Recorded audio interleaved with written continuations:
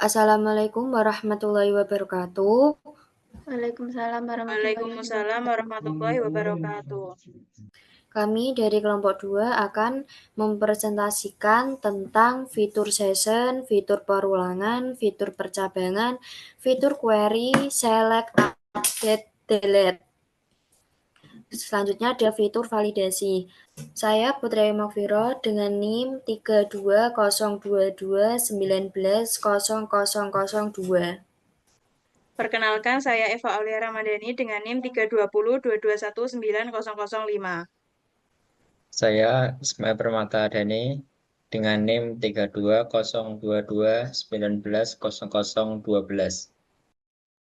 Perkenalkan, saya Igdania Limuna dengan NIM 320229110004.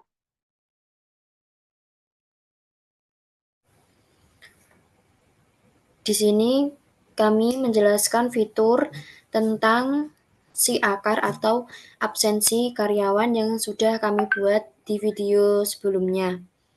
Yang pertama ada fitur session yang akan saya jelaskan sendiri.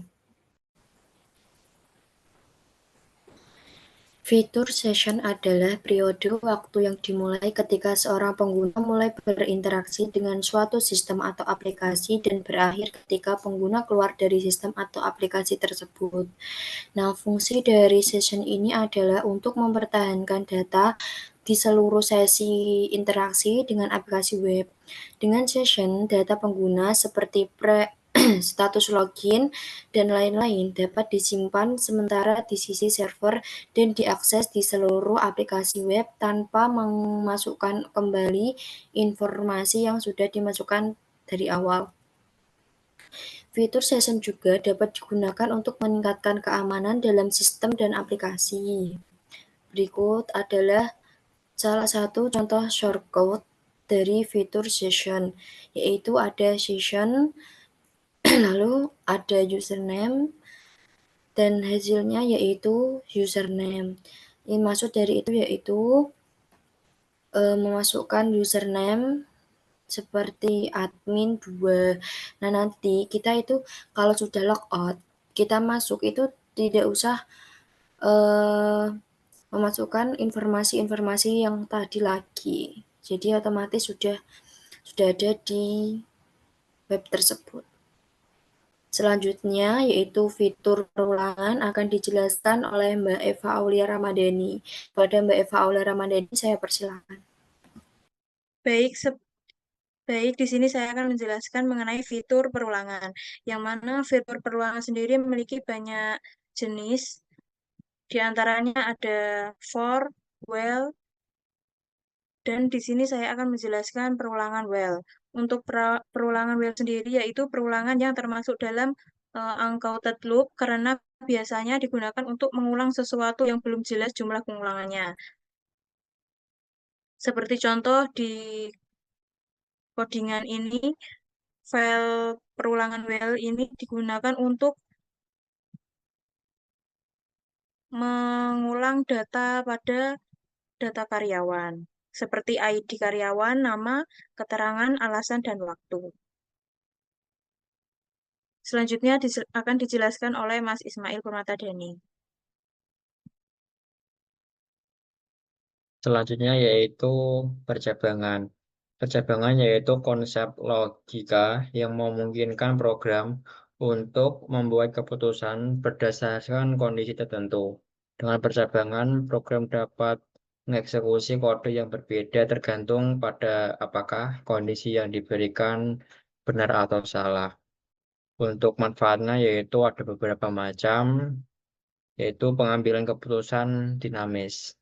Percabangan memungkinkan aplikasi web untuk membuat keputusan berdasarkan input pengguna atau kondisi tertentu. Misalnya, situs e-commerce dapat menampilkan produk berbeda berdasarkan preferensi pengguna atau riwayat pembelian. Yaitu ada efisiensi dan optimalisasi. Percabangan memungkinkan penghematan sumber daya dengan menghindari eksekusi kode yang tidak diperlukan. Misalnya hanya membuat data yang relevan dengan kondisi saat ini, sehingga mempercepat waktu respon aplikasi. Untuk macamnya yaitu ini ada jenis percabangan if statement, yaitu struktur percabangan paling dasar yang digunakan untuk mengeksekusi kode hanya jika suatu kondisi terpenuhi benar atau salah, yaitu dengan hasil yaitu jika yang dimasukkan salah maka akan muncul koneksi gagal. Untuk jenis yang lain ada seperti if else statement, else if statement, switch statement, ternary operator, not stat if statement, dan logical operator in if statement. Untuk selanjutnya akan dijelaskan oleh Mbak Ida. Selanjutnya saya akan menjelaskan fitur query, select, insert, update, dan delete. Yang pertama, fitur query. Nah, fitur query itu digunakan untuk membuat database. Kemudian untuk langkahnya kita ketikkan localhost. Nah, ini itu untuk membuka webnya. Kemudian root itu untuk mencari sumber, dan 1 sampai angka 8 ini untuk password, dan si akar ini untuk database-nya. Nah, setelah diketikkan semuanya itu, nanti dilihat di webnya apakah keluar hasilnya atau tidak. Itu nanti kalau keluar hasilnya itu berarti sukses. Selanjutnya fitur select. Nah, fitur select sendiri itu untuk memilih dari berbagai opsi yang disediakan.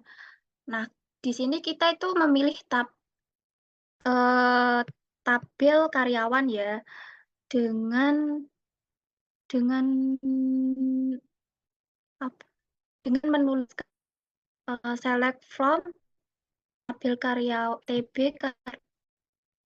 TB karyawan where ID karyawan sama dengan ID karyawan. Nah, kurang lebihnya seperti ini. Kemudian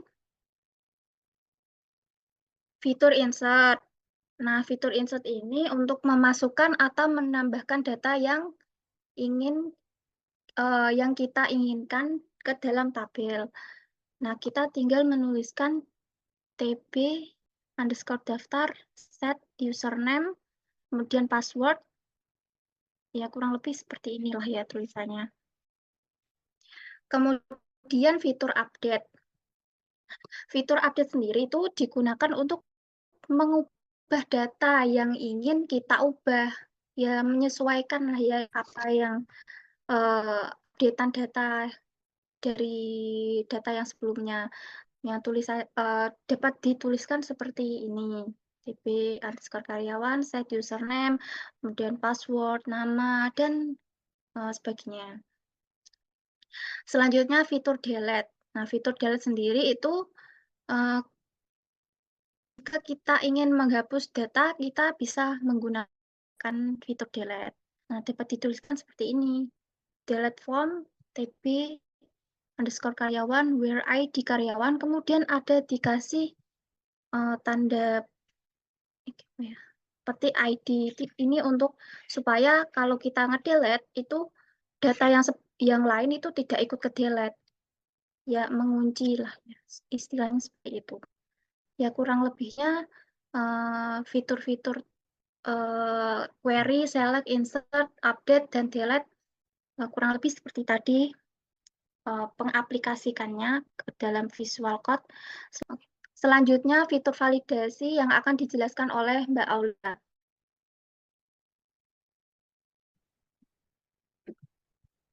Baik, selanjutnya saya akan menjelaskan mengenai fitur validasi.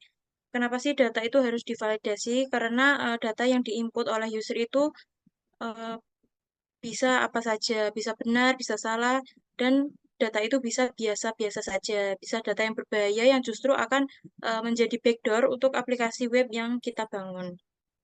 Kemudian sehingga data yang kita input itu harus kita periksa apakah valid atau tidak, apakah aman atau tidak. Seperti contoh pada codingan ini di bagian login admin. Di bagian login admin terdapat data yang kita masukkan yaitu username, yang mana seharusnya nantinya pada hasil aplikasi yang kita buat itu muncul juga username dan juga passwordnya, seperti itu. Sekian yang dapat saya sampaikan, saya kembalikan ke moderator. Sekian presentasi dari kelompok kami. Kurang lebihnya mohon maaf. Wabillahi taufiq walhidayah. Wassalamualaikum warahmatullahi wabarakatuh.